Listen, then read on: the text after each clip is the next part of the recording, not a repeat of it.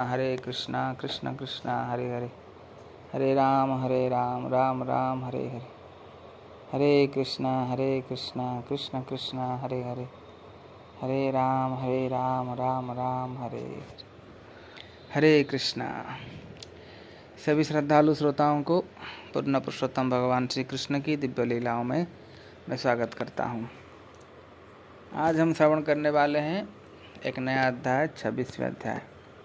इस अध्याय का नाम है अद्भुत श्री कृष्ण। तो भगवान श्री कृष्ण सबसे अद्भुत हैं, उनके सारी बातें अद्भुत हैं। चलिए श्रवण करते हैं भगवान की लीलाएं।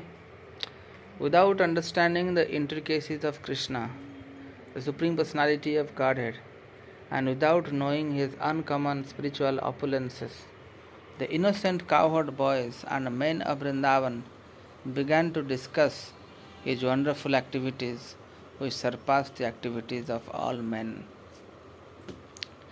भगवान श्री कृष्ण की दिव्यता को न समझते हुए, भगवान के दिव्य ऐश्वर्य को न जानते हुए, वृंदावन के सरल सीधे साधे गोपाल बालक ब्रजवासी भगवान के अद्भुत लीलाओं के बारे में चर्चा करने लगे, जो भगवान सारे पुरुषों के श्रेष्ठ हैं। उनमें से एक कहने लगे, My dear friends, considering his wonderful activities, how is it possible that such an uncommon boy would come and live with us in Vrindavan? हम जब भगवान श्री कृष्ण के दिव्य अद्भुत कार्यों को देखते हैं तो ये कैसे संभव है कि ऐसे अद्भुत व्यक्ति हमारे साथ वृंदावन में हमारे साथ रहते हैं। Is it really not possible? Just imagine how he is now only 7 years old. क्या ये वास्तव में संभव है? थोड़ा विचार कीजिए। उनकी आयु सिर्फ 7 वर्ष की है।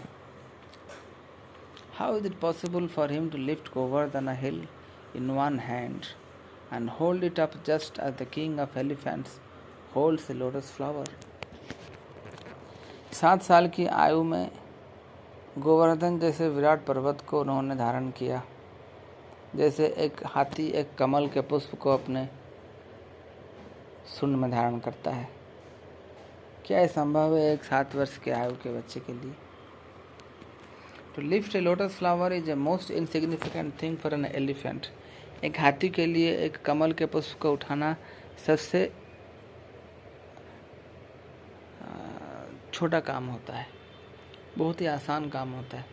And similarly, Krishna lifted Govardhana hill without exertion. उसी तरह भगवान श्री कृष्ण ने गोवर्धन पर्वत को उठाए बिना किसी प्रयास के।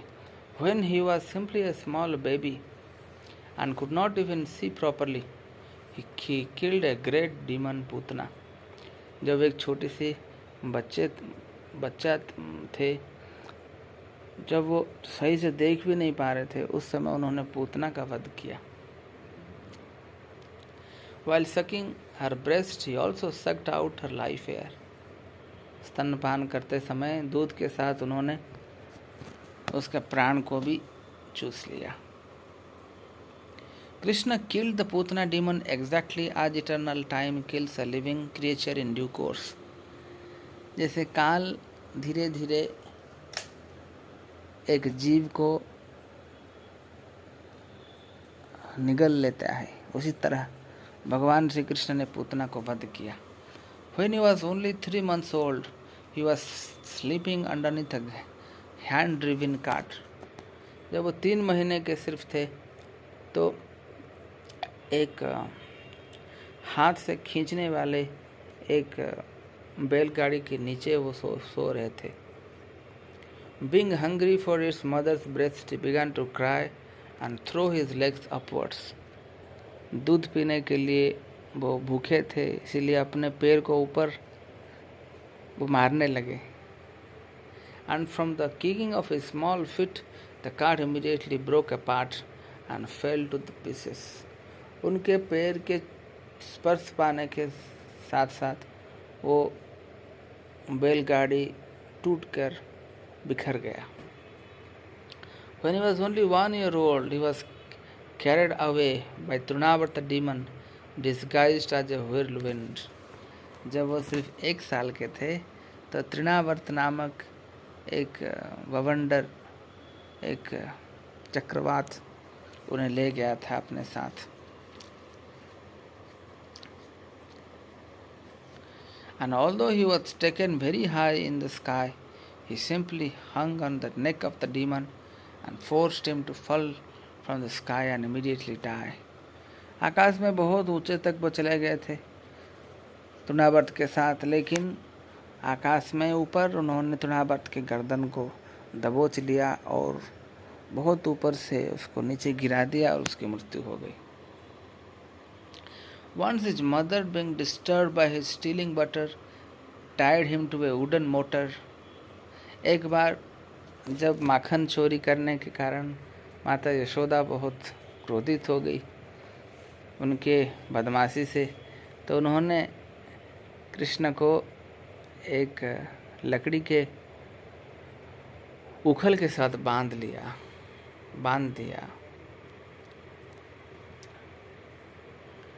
And the child pulled it toward a pair of trees known as Yamala Arjuna and caused them to fall.